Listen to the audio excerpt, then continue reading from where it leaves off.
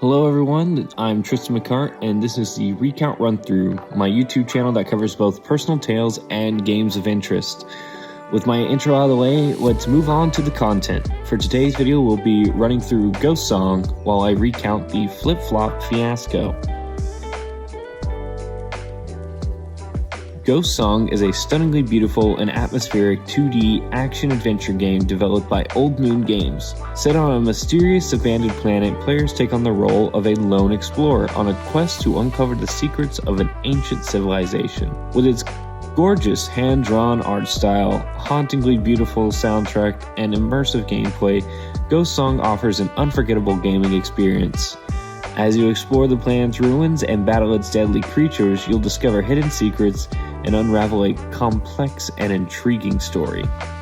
With a deep and engaging narrative, challenging combat mechanics, and stunning visual and audio design, Ghost Song is a game that will keep you engaged for hours on end.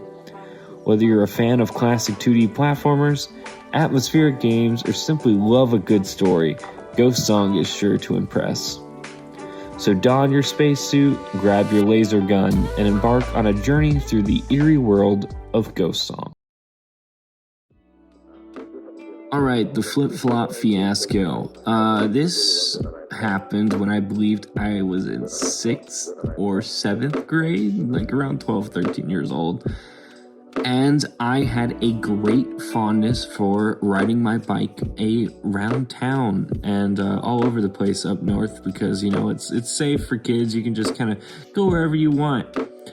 But I had a bad habit of wearing flip-flops sometimes because I didn't want to take the time to put shoes on. So my mom would reprimand me all the time, like, you know, you need to wear tennis shoes.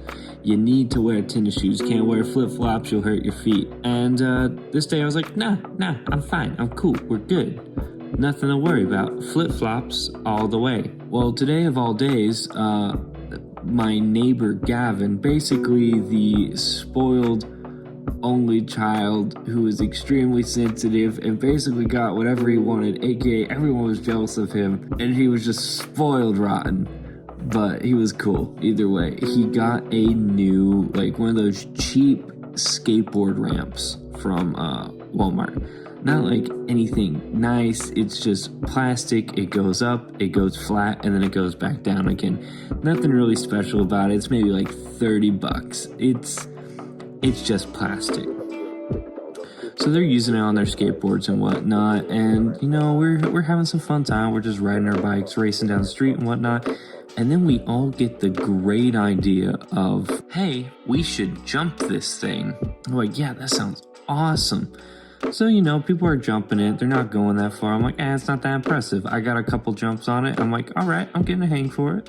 It's pretty cool, and like, you know, like you could jump it, and like it's like those cheap kid bikes, so like when you push back on the pedal it breaks so you could slide, and we all thought that was the coolest thing. I was like, all right, here's what's gonna happen. So I go to the very end of the street, and this thing's like 3/4 of the way down the block, and I'm just booking it. I'm booking it as fast as I can, pedaling as fast as the bike will let me, and I jump it, and I got mad air time. I felt like I was up in the air forever. And then when I came crashing back to reality, my tires hit the ground, but they bounced, surprisingly, and it knocked me off my bike in such a way that the bike fell on top of me, and I slid for like 6 feet. It was ludicrous. And I stand up and my knees are all bloody and I got road rash on my arms. But most importantly, I just ripped my toes and the top of my feet to shreds because I was wearing flip-flops, and like the neighborhood kids were like, are you okay? Are you okay, man? I'm like, I think I'm good. I think I just want to go home. Which luckily my house was like a block away, so they kind of helped me limp all the way home, like, and I was cool because I didn't cry. So that was neat. But yeah, I hobble all the way home, and I'm just like oozing blood all over myself. And just like, it sounds morbid, but there's just like chunks of toe gone, and like it's just like I'm leaving little puddles and trails.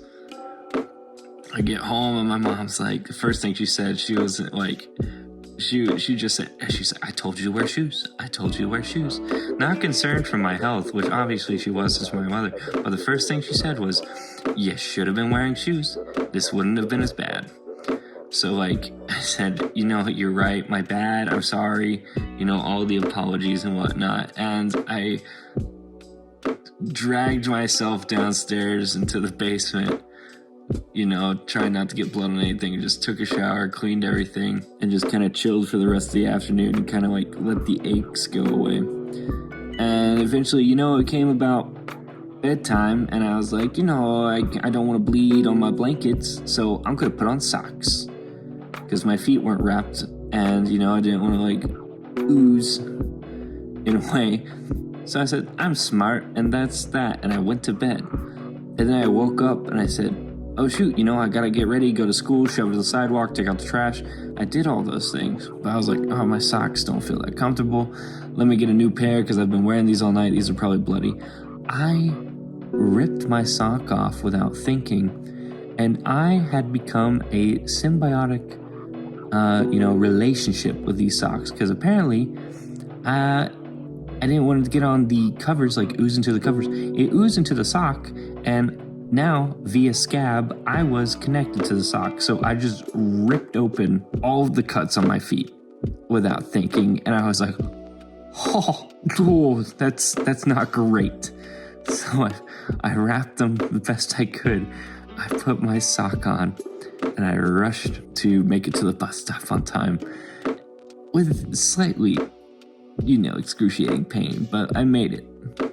And long story short, they healed up over time, and I had just had some, like, weird scars on my feet for a while, but now, like, a decade later, like, there's no scars. I healed completely, and I've learned my lesson to never wear flip-flops while biking.